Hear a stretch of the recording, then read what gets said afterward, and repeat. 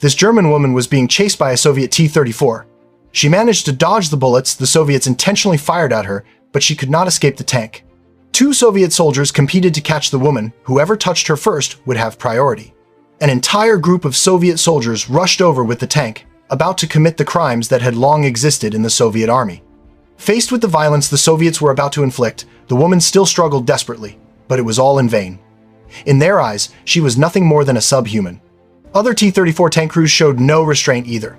Each found their own target and continued treating people as subhuman, at least that's what they believed.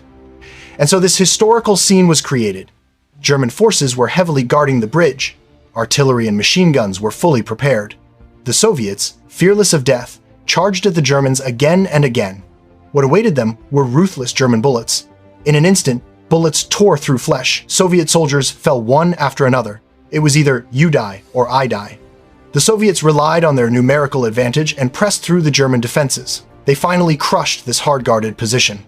As T-34 tanks rolled into Berlin, one after another, the Soviets entered the no-man's land. The 351st Soviet Regiment began sweeping operations, firing at buildings to force people out.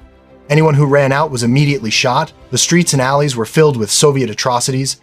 But some people said this was merely revenge, because the crimes committed by the Nazis in the Soviet Union were countless. The Soviets, they said, were simply taking vengeance.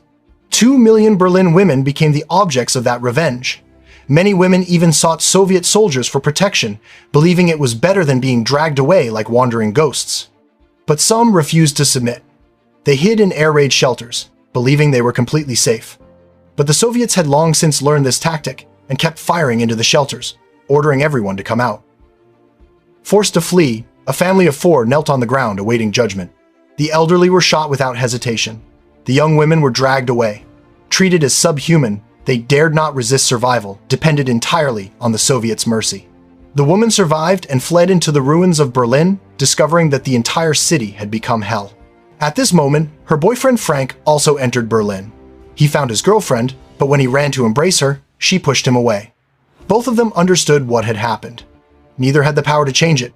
Frank took out a small piece of chocolate to comfort his terrified girlfriend. They hid in a corner and waited for the Führer to lead them to victory, waited for young German soldiers to drive the Soviets out. At least, that's what those who had never been to the Soviet Union believed. But the German army was finished. They were soon bombarded again and again. T-34 tanks poured into the city. Soviet soldiers began sweeping room by room. 3 Soviet soldiers found the 2 hiding under a table. Frank did not want to surrender, but he failed to stab any of the soldiers. Instead, he was beaten severely, unable